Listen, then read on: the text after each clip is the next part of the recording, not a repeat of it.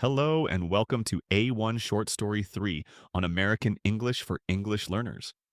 Today we're going to dive into a very practical and engaging topic: how we describe our communities and tackle everyday challenges. Our session is designed to not only expand your English vocabulary and grammar, but also to encourage you to think critically about the places we live in. We'll be working through a short story that truly brings these concepts to life. Our main goals for this session are straightforward. You'll gain a deeper understanding of a simple narrative, get comfortable using fundamental grammar structures, and feel more confident discussing common problems you might encounter in your own neighborhood. We're starting with foundational English skills, often referred to as A1 level, which means we'll focus on building a strong base. Before we even begin the story, let's get our minds warmed up. I want you to take a moment to reflect on your own street, your own block. What comes to mind when you picture it? Are there many trees or perhaps shops? What kind of sounds do you usually hear? Thinking about these things helps us connect personally with the themes we'll explore. We'll be practicing how to use phrases like there is and there are to describe locations, and we'll introduce some simple adjectives to help paint a clearer picture. We'll also do some quick exercises where you complete sentences using straightforward English to articulate your thoughts. Our story today is titled Ms. Brown and the Street Cleanup. Just from hearing that title, what do you imagine might happen? Who do you think Ms. Brown is, and what kind of street might she live on? Let's keep those initial thoughts in mind as we move forward. Our journey into community engagement truly begins with Ms. Brown. She's a familiar figure, someone many of us might recognize in our own lives, a person who cares deeply about their surroundings. Ms. Brown lives on a street called Pine Street, and like many urban areas, it faces its share of challenges. The story opens by showing us Ms. Brown's concern, even sadness, over the state of her neighborhood. She's troubled by the presence of trash accumulating on the sidewalks and the unsightly graffiti marring the walls and fences. These aren't just minor annoyances for her, they represent a decline in the quality of life, a feeling that her beloved street is losing its charm and vibrancy. It's often said that a problem shared is a problem halved, and this holds true for Ms. Brown. She reaches out to her neighbor, Rosa, a practical and proactive individual, to express her concerns. Their conversation isn't just a casual chat, it's the genesis of a community effort.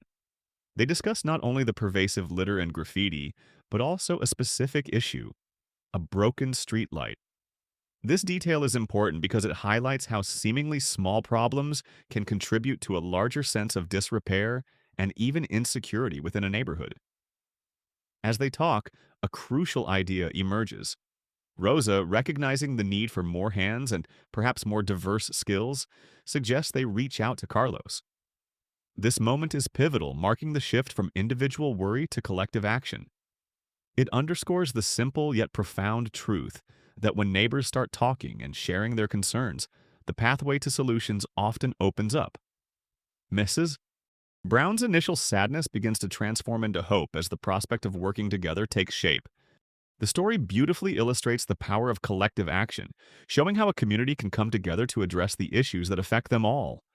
After Ms. Brown and Rosa's initial conversation, the idea of improving Pine Street quickly gains momentum. They, along with Carlos, begin to openly discuss the specific problems plaguing their neighborhood. It's not just about generalized unhappiness. They identify concrete issues: the overflowing trash cans, the broken park bench that no one can comfortably use, the flickering or completely dark streetlight that casts shadows and makes people feel unsafe, and the ever-present graffiti that detracts from the street's aesthetic. What makes this group so effective is their approach to problem solving. They don't just complain, they brainstorm solutions. This collaborative spirit is infectious. Their ideas range from practical, immediate actions to more long-term community-building efforts. They decide that organizing a dedicated cleanup day is essential, a focused effort where everyone can contribute to tidying up their shared space. But they also recognize that cleaning is only part of the solution. To truly make a lasting impact, they understand the importance of engaging more residents. So they plan to talk to other neighbors, explaining their vision and inviting them to join the initiative. Beyond their immediate efforts, they also strategize about how to involve local authorities. Contacting the city about repairs, such as fixing the broken streetlight and replacing the damaged bench, becomes a key item on their agenda. This demonstrates a comprehensive approach, combining grassroots action with official channels. To ensure maximum participation and to spread the word effectively, Rosa takes on the task of putting up signs throughout the neighborhood. These signs serve as a public invitation, a call to action for everyone on Pine Street to unite and contribute to making their community a better, cleaner, and safer place to live. It's a testament to how small steps, when multiplied by community spirit, can lead to significant positive change. The anticipation for the cleanup day culminates on a bright Saturday morning, transforming Pine Street from a place of concern into a hive of purposeful activity. The story really comes alive as it details the scene. Neighbors, fueled by a shared vision and a sense of collective responsibility, emerge from their homes ready to contribute. It's a truly heartwarming display of community spirit. People arrive equipped with all sorts of supplies: sturdy gloves to protect their hands, large trash bags to collect the accumulated litter, and even brushes and paint to tackle the graffiti that has marred their walls. The sight of everyone working together, each contributing in their own way, is incredibly powerful. We see Ms. Brown, whose initial sadness sparked this entire initiative, now working alongside Rosa and Carlos, who helped galvanize the effort. But the participation extends beyond these core figures. There's a young mother pushing a baby in a stroller, who pauses to pick up stray pieces of paper, demonstrating that even with parental duties, one can make a difference. And a man, accompanied by his dog, dedicates his time to scrubbing away at old markings.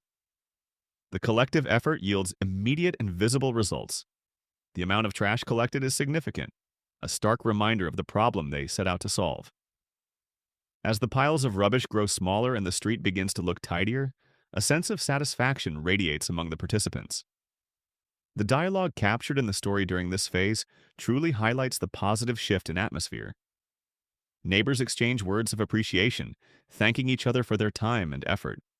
There's a palpable sense of pride as they look around at their transforming street, no longer a place of neglect but a vibrant, cared-for community. This cleanup day is more than just removing trash. It's about renewing bonds, strengthening community ties, and fostering a shared sense of ownership and care for their neighborhood. It's a testament to the fact that when people come together, even the most daunting problems can be addressed, leading to a profound improvement in their shared living environment.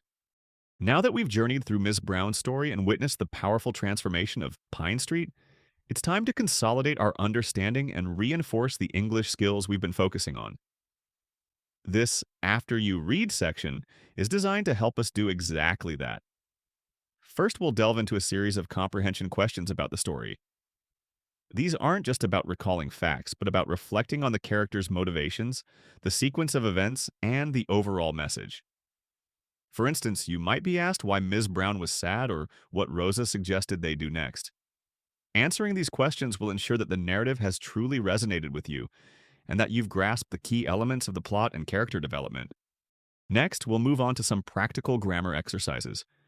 A particular focus will be on filling in the blanks using there is or there are correctly. This structure is incredibly useful for describing what exists in a place, whether it's there is a park or there are many trees. Mastering this will significantly improve your ability to talk about your surroundings with accuracy. We'll also pay close attention to several other crucial grammar points that emerged from the story.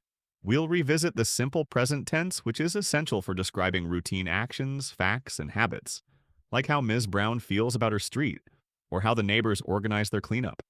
Additionally, we'll explore adjectives used to describe feelings, allowing you to articulate emotions more precisely, whether it's sad, hopeful, or satisfied. And finally, we'll examine the versatile use of can to express simple ideas and abilities such as we can clean the street or Carlos can help us. Each of these grammar points will be supported with clear examples to ensure you understand their application. The aim here is to bridge the gap between understanding a story and confidently using the language tools embedded within it, empowering you to describe your own neighborhood and discuss solutions with greater fluency and precision. As we conclude our session, I want us to take a moment to reflect on the journey we've undertaken today. We've seen how a single individual's concern can ignite a spark, leading to a collective effort that transforms a neighborhood. We've explored the challenges faced by communities and discovered the power of working together, not just to solve problems, but to build stronger connections and foster a shared sense of pride. The story of Ms. Brown and the street cleanup is a wonderful example of how everyday situations can become opportunities for learning and growth, both in language and in life. It reminds us that every voice matters, and every action, no matter how small, can contribute to significant positive change. I encourage you to carry these lessons with you, to observe your own surroundings, and to think about how you might apply these principles and your growing English skills to engage with your own communities. Thank you for your active participation and for bringing your unique perspectives to our discussion today. Let's continue to explore and learn together in our next session. Thank you for watching. This video is part of the Real Life American English short story series for CEFR A1-C2 learners. Links to the A1-C2 book series are available in the channel and video description for easy access. Come back for more short story videos based on the series, and don't forget to comment, subscribe, and share this video with others.